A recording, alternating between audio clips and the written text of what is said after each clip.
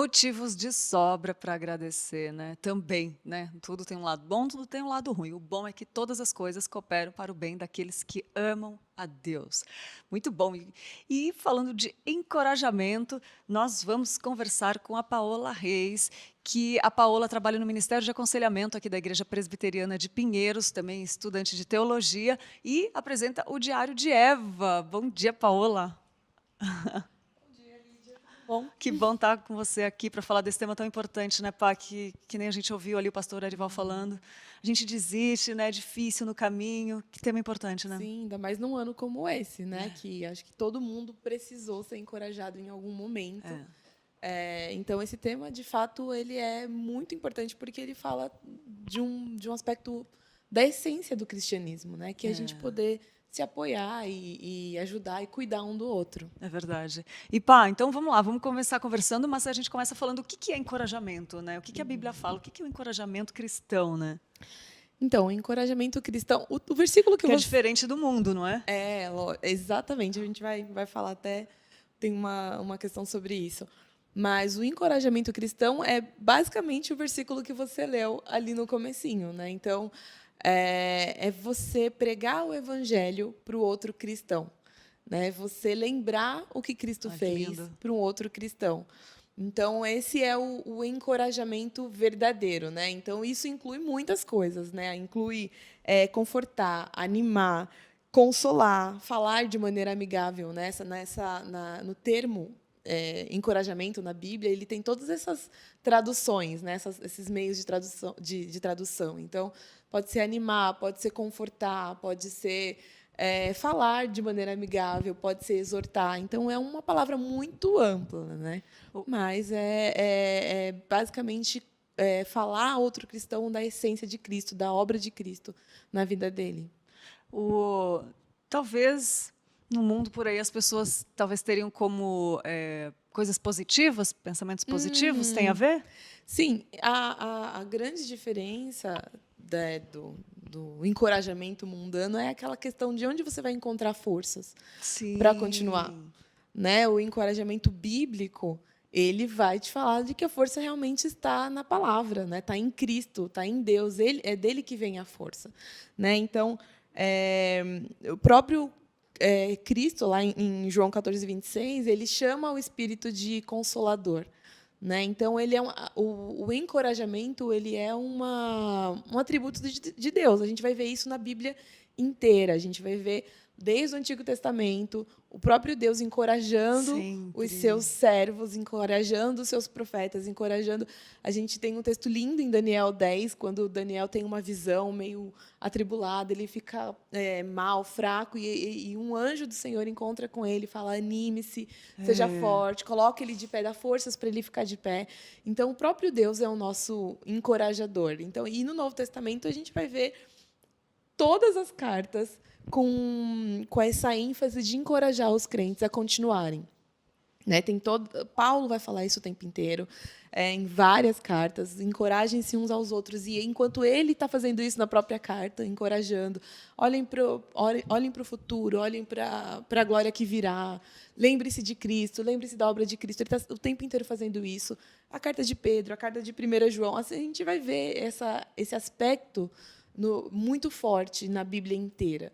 Né? Porque a gente está no ambiente do já e ainda não. Né? A gente sabe que a gente Sim. ainda falta muito, ou não.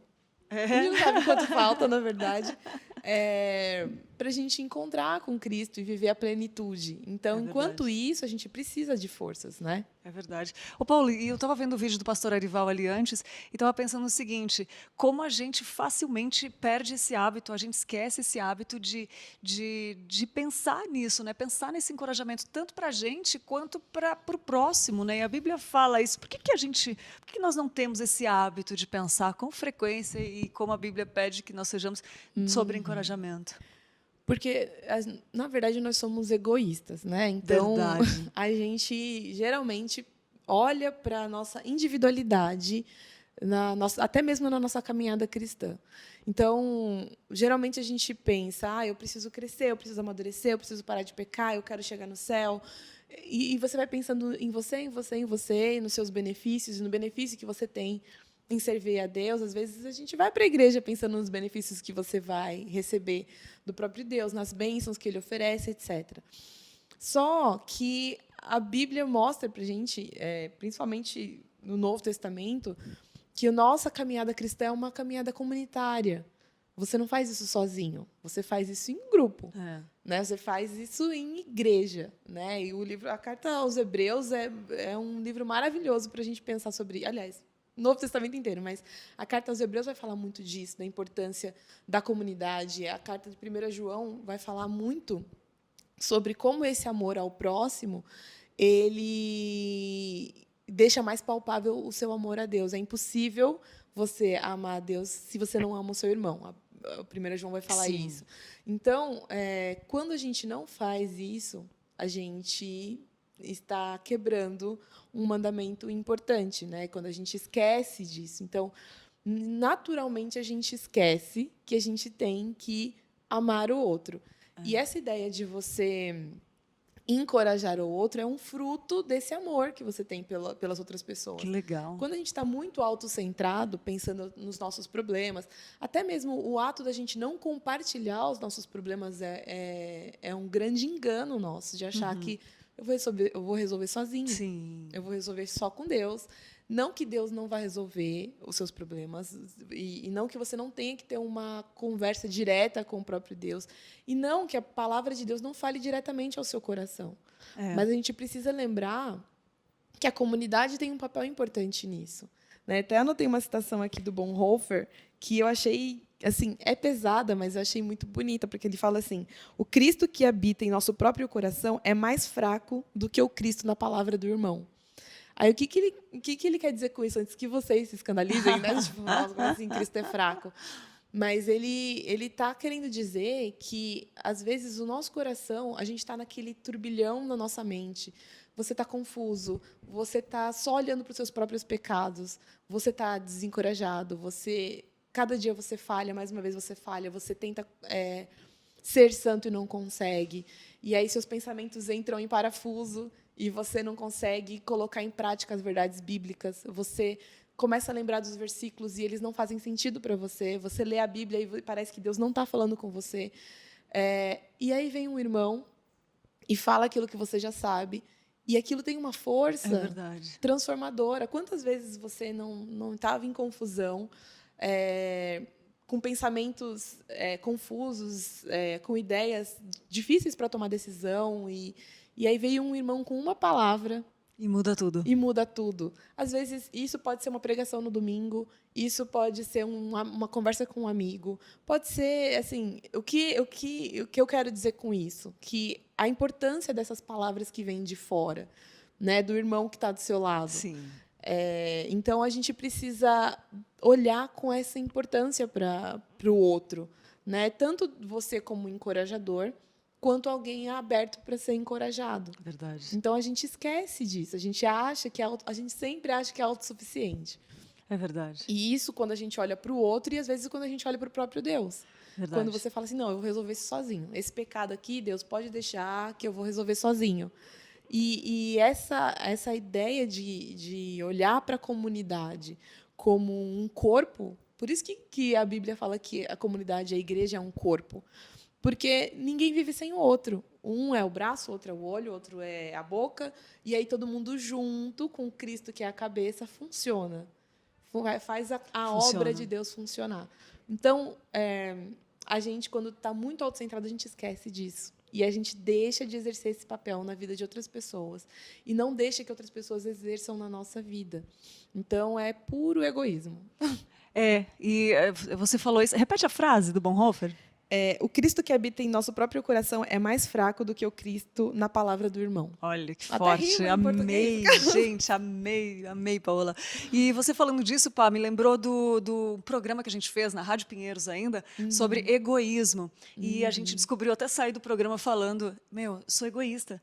Nós todos somos egoístas. Sim. Quando a gente estuda o egoísmo, o que ele significa, como ele age no nosso coração, a gente percebe, né? Às vezes a gente não está ligados porque não estudou, não viu o que ele faz. E aí você começa a identificar várias coisas e começa a mudar coisas na sua vida que antes não seriam possíveis. Então, se você quiser assistir lá, digita egoísmo no canal do YouTube da Igreja Presbiteriana de Pinheiros, e aí você pode assistir lá para identificar e mudar algumas coisas para alavancar a sua vida também, porque nós somos egoístas e reconhecendo isso muda tudo, né, Pá?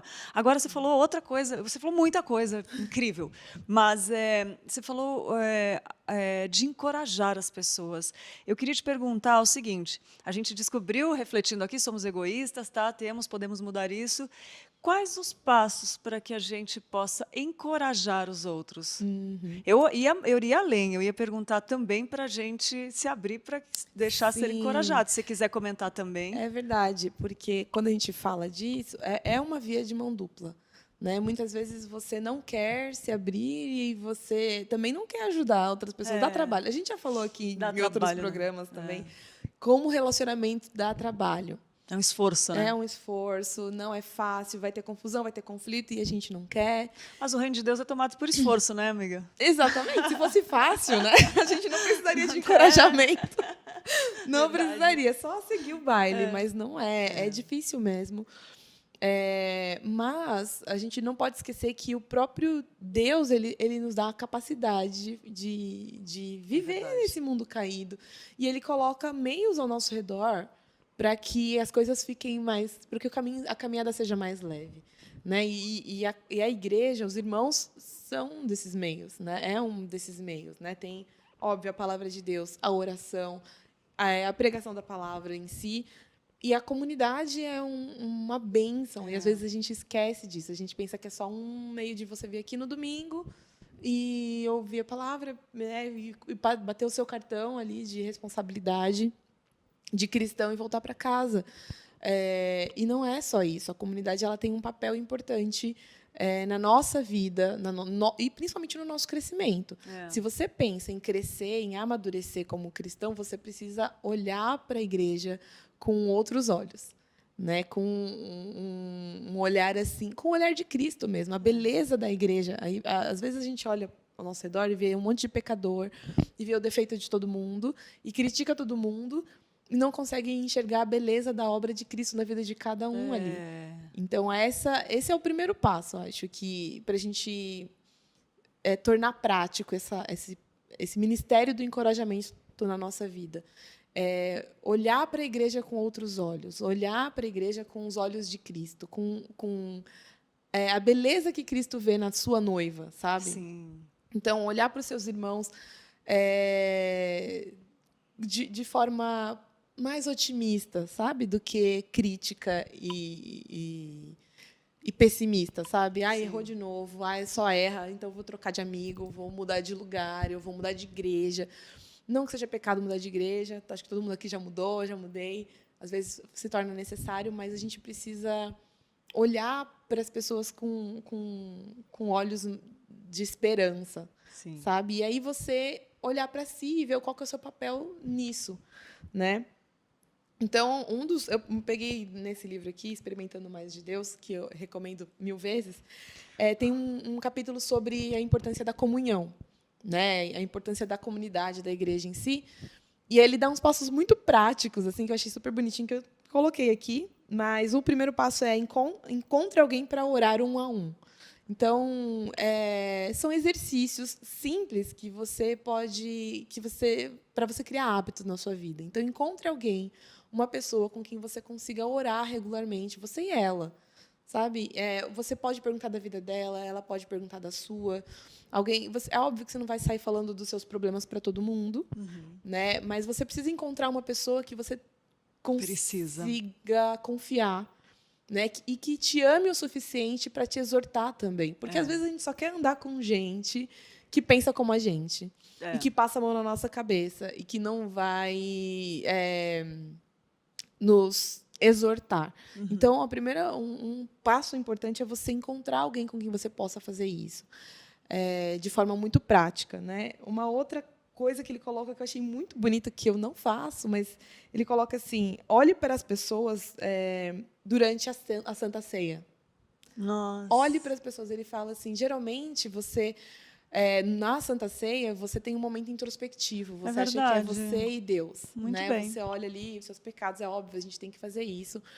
Mas a palavra comunhão Não é já verdade? fala de que isso é um processo comunitário.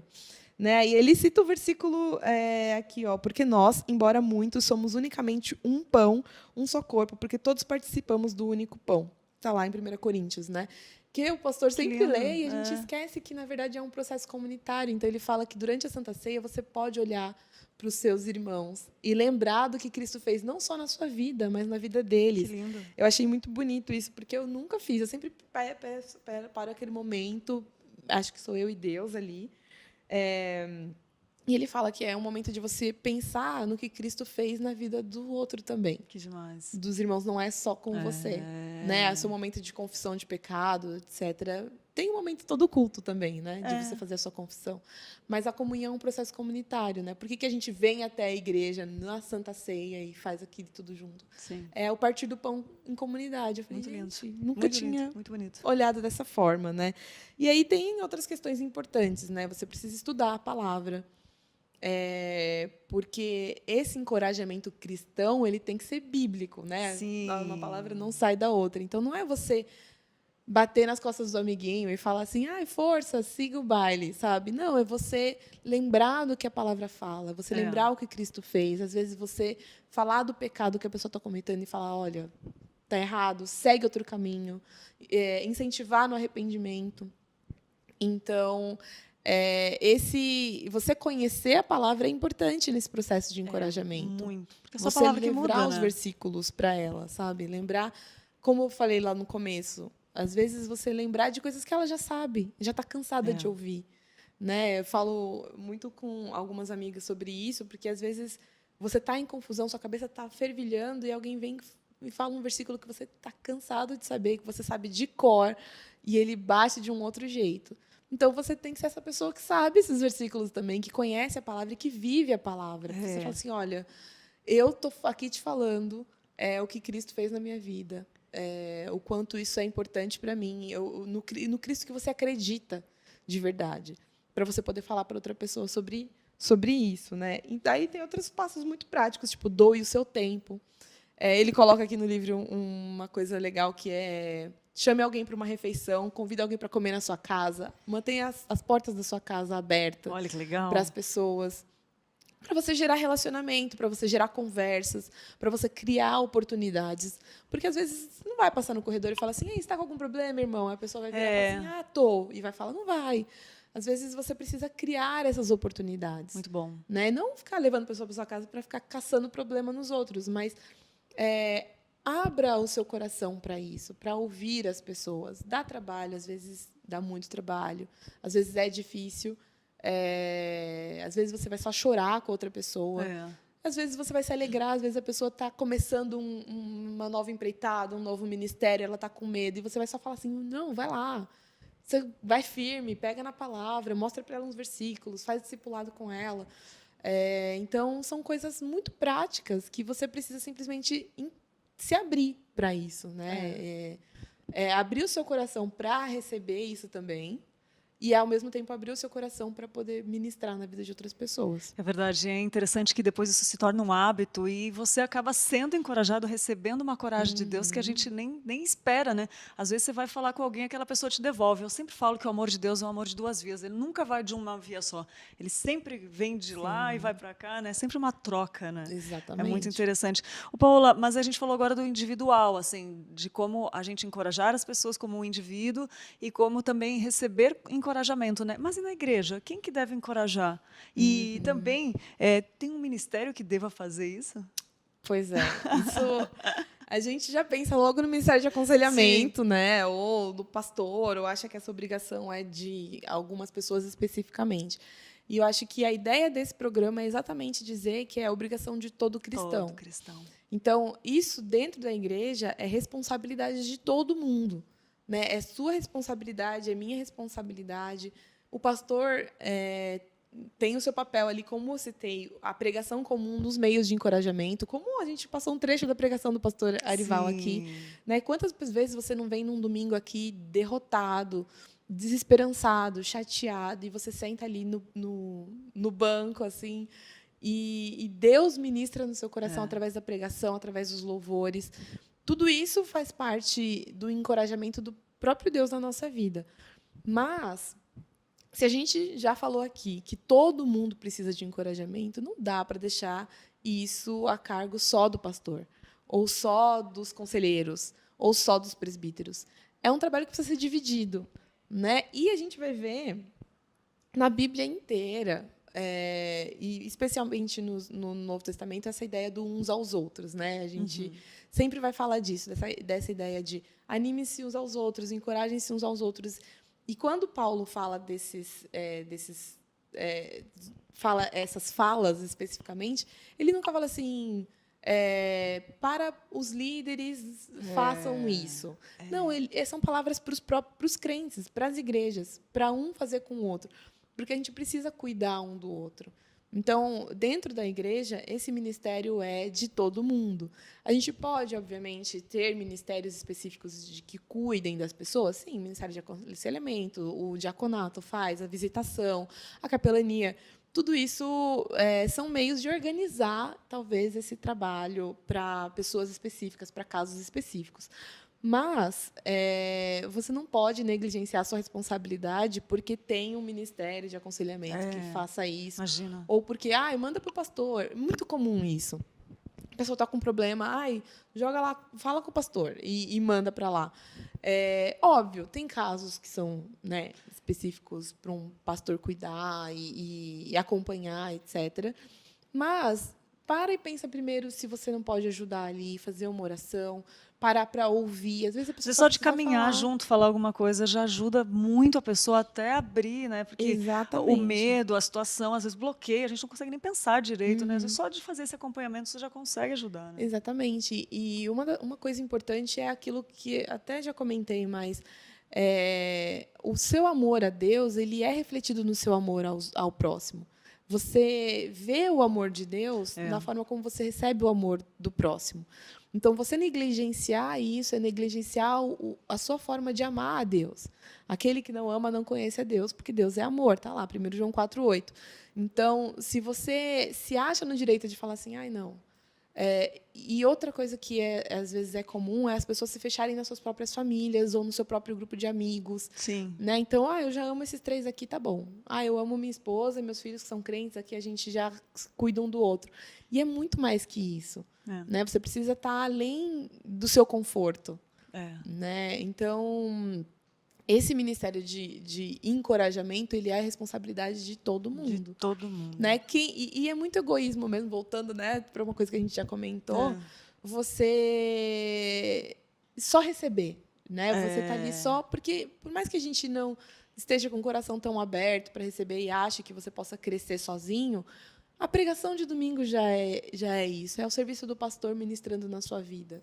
Né, de outra pessoa ministrando no seu coração. Né, o louvor, os cânticos no culto, eles representam outras pessoas isso. se doando, são outras pessoas, né, ministrando na sua vida. Então, por que você se acha tão importante a ponto de achar que você não vai se doar para outras pessoas, que outras pessoas dão muito trabalho? E dão mesmo, gente. É difícil, vou falar, porque eu trabalho nesse ministério e dá trabalho mesmo. Às vezes é difícil, às vezes você não quer, às vezes você quer se trancar no seu quarto. Você vê que bonito isso que você falou, né? De se doar, assim, né? As pessoas estão lá se doando, ministrando na sua vida. E quantas vezes as pessoas chegam no culto e ficam criticando a música, criticando... Né? É muito importante essa observação, né? Isso vai naquele princípio prático que a gente colocou a primeira vez. Quando a gente olha para a igreja com outros olhos, a gente critica menos e a gente recebe muito mais. Né? A gente começa a olhar para os outros de uma outra forma, de uma outra perspectiva. O que Deus está fazendo na vida daquela pessoa? A gente começa a se alegrar com os pequenos passos que as outras pessoas dão. E começa a ser transformado, e começa a dar frutos, né, pá? É muito bonito eu já fui em igrejas que receber novos membros... infelizmente, é muito comum. A gente recebe muita gente aqui que fala assim, eu fui em uma igreja e ninguém me recebeu, ninguém olhou na minha cara, ninguém... Porque novos membros dão muito trabalho. Né? Eles vão errar no começo. né? Eles vão cair, eles vão precisar de ajuda, novos membros e velhos membros, né? Lógico. Mas esse processo do discipulado dá muito trabalho. E às vezes as pessoas não querem isso, não querem ajudar, não querem passar por esse processo, não querem ver o outro cair, não querem exortar. Então, a gente precisa olhar para a igreja com outros olhos e ver beleza nesses pequenos passos que as pessoas dão. Lindo, é verdade, é verdade. Então, muito bom, Pá. E a gente falou antes também o que não era encorajamento, né? A gente está falando aqui o que é encorajamento, o que não é, mas a gente pode se enganar facilmente também, achar que está encorajando, às vezes não está encorajando, ou não está sendo encorajado, né? O que não é encorajamento, Pá? Pois é, a gente comentou da questão da importância do papel da Bíblia nesse encorajamento, né? A gente falou logo no começo o quanto que Cristo tem que estar nesse encorajamento e o que não é algo de dois tapinhas nas costas e falar, vai lá, segue o baile, vai dar tudo certo, encontra força em você. Sabe aquela coisa que reforça? Você consegue. Você consegue. Você citou no começo, né? Que é aquela coisa do mundo. Você se refazer em você mesmo.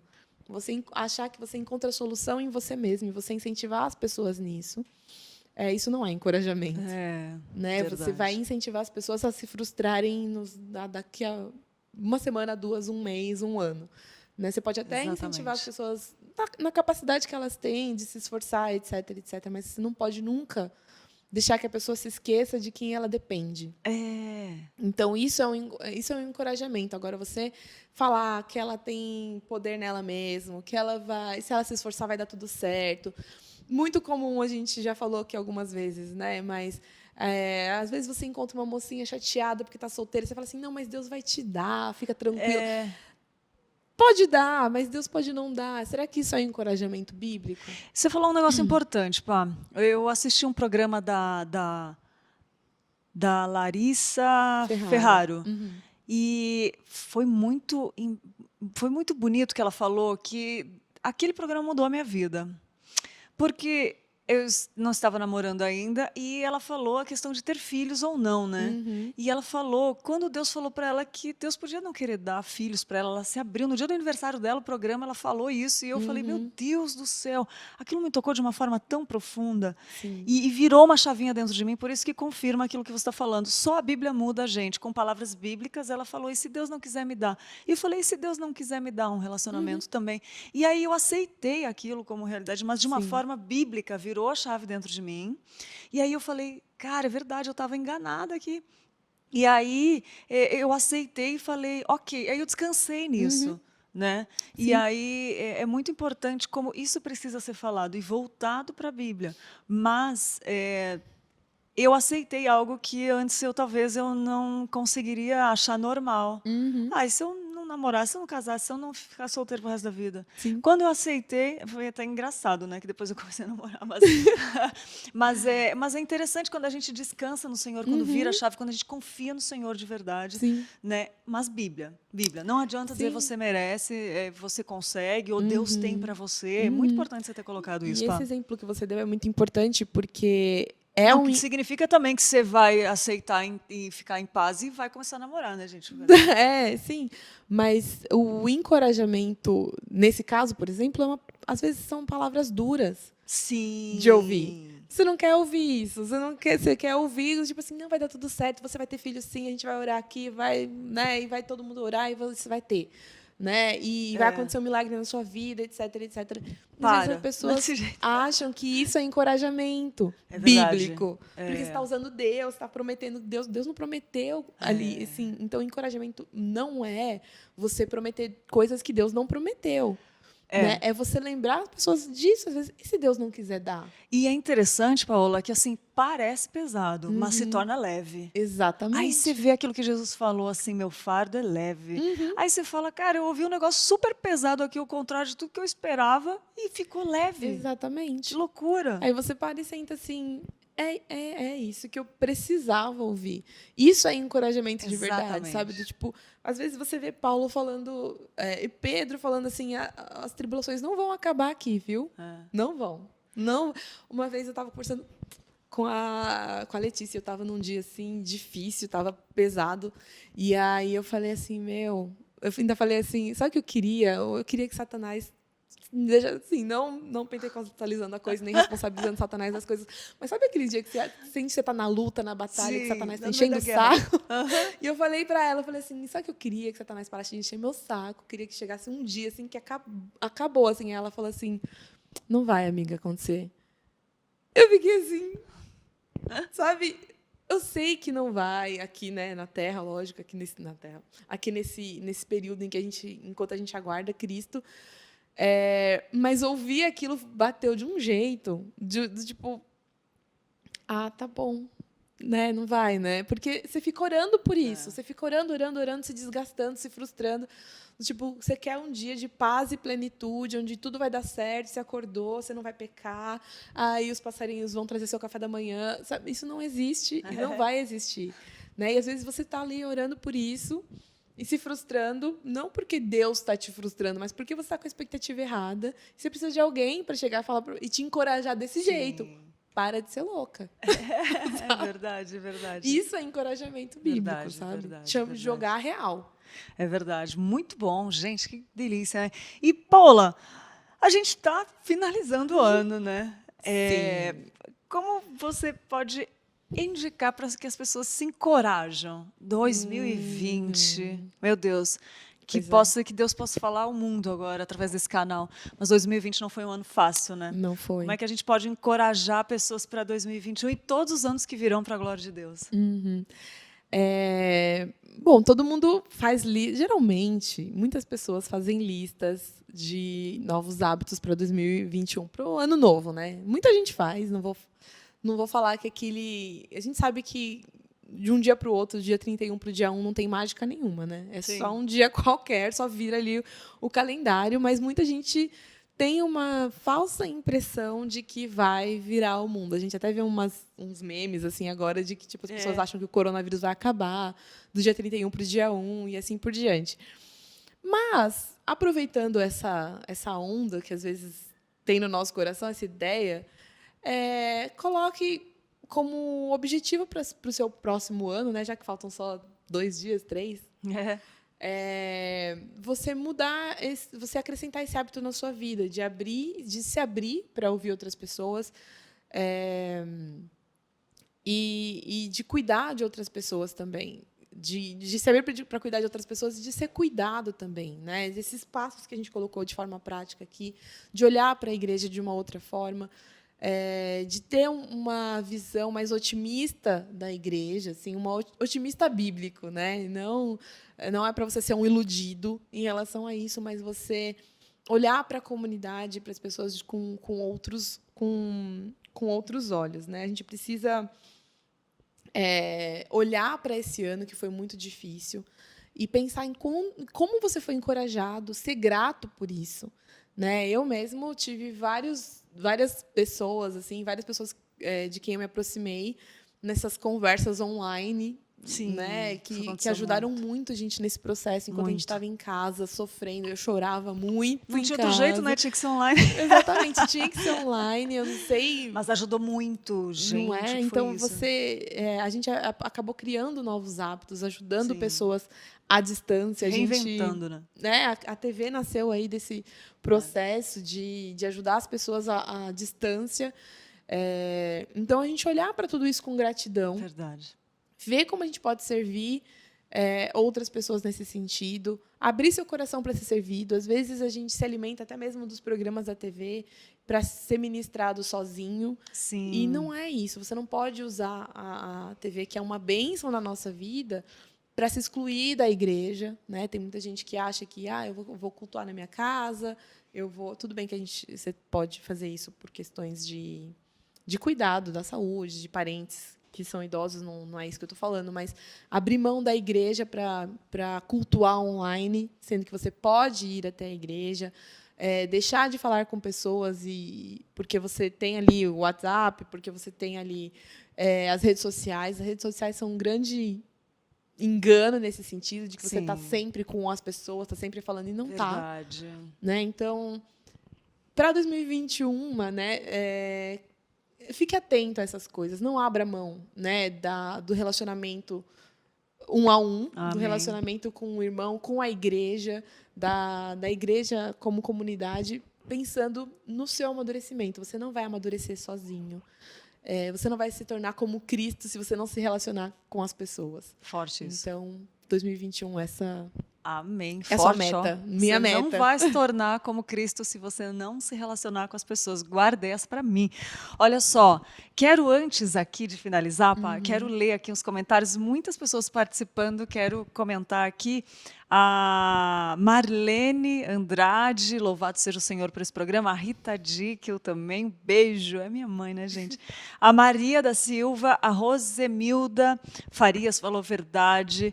O Joel, a Rafaela Oliveira, a Débora também. Débora, um beijo. A Joyce, que falou verdade necessária. Também o Damião, graça e paz. Manda um abraço para minha esposa, Sônia Batista, de Folha Miúda, em Alagoas. Sônia, um abraço do seu marido. Olha que bonitinho, que lindo. Damião, um abraço para sua esposa linda. O Leonardo Palmeira falou assim, ó. Ele sempre acompanha o Leonardo aqui. Obrigado, Leonardo. Infelizmente, não estamos dispostos a ajudar o irmão. A gente costuma fazer algo até certo limite. E quando passa até... E o limite é quando passa a nos custar algo. Ajudar a tomar o problema do outro é renunciar. Muito legal, Leonardo, que você falou. A Ruth Sobrinho, que está sempre com a gente também. A Nelly Lima falou o seguinte: graça e paz, amando muito o programa de hoje, falou muito comigo, obrigada sempre, que bênção. A Débora falou, os passarinhos trazerem seu café da manhã, também achei engraçado. Branca de Neve, bom, muito bom esse programa, ela falou. A Tânia Rissa, obrigada, Senhor. A Síria Rodrigues falou, muito bom esse momento, palavras edificantes para pensar em ajudar o outro. E a Gabriela, estou amando esse programa. Que ótimo, Gabriela. O José Miranda também, bênção. Um abraço para vocês, é muito gostoso estar com vocês aqui e a gente crescer junto, né? Isso não deixa de ser um relacionamento, um crescimento. Paola, fenomenal. Quero pedir para você deixar uma mensagem para quem está assistindo agora, todos esses queridos aí que a gente conversou, e mais os que não escreveram, mas que estão assistindo também, ou que vão assistir futuramente. Por favor, uma mensagem de encorajamento. Bom, a gente falou basicamente tudo sobre isso, mas o nosso incentivo que você olhe para esse trabalho, para esse ministério, como um benefício para você, para o próximo, para a igreja em si e para o seu papel como cristão. É o mandamento de Deus que você cuide de outras pessoas, que você anime outras pessoas, que você faça isso biblicamente. Então, essa é a minha mensagem final. Não negligencie esse chamado que é de Deus para você, para a sua vida, para o de toda igreja. Não seja egoísta, porque é pecado, né? E a gente já é naturalmente egoísta. Mas pense na sua vida hoje. Pare um tempo agora e pense sobre como você tem colocado isso em prática, se você tem se disposto a cuidar de outras pessoas. E muda o que tem que mudar. Com a ajuda de Deus, é claro. Amém. Que bênção, Pá. Que bênção estar aqui com você nessa manhã. Muito bom, Pá. Obrigada mesmo. Estamos juntos, né? Vamos aí nos encorajando. A gente faz isso aqui, graças a Deus, né? Obrigada, minha linda. Que Deus te abençoe. E vamos em frente. Prazer com muita estar aqui coragem. também. Ai, que bênção. Obrigada. Muito bom, gente. Muito bom estar aqui. E agora a gente vai ver o que temos de dica de boa ideia de hoje que trouxeram pra gente. Fala aí o que tem de boa ideia para hoje.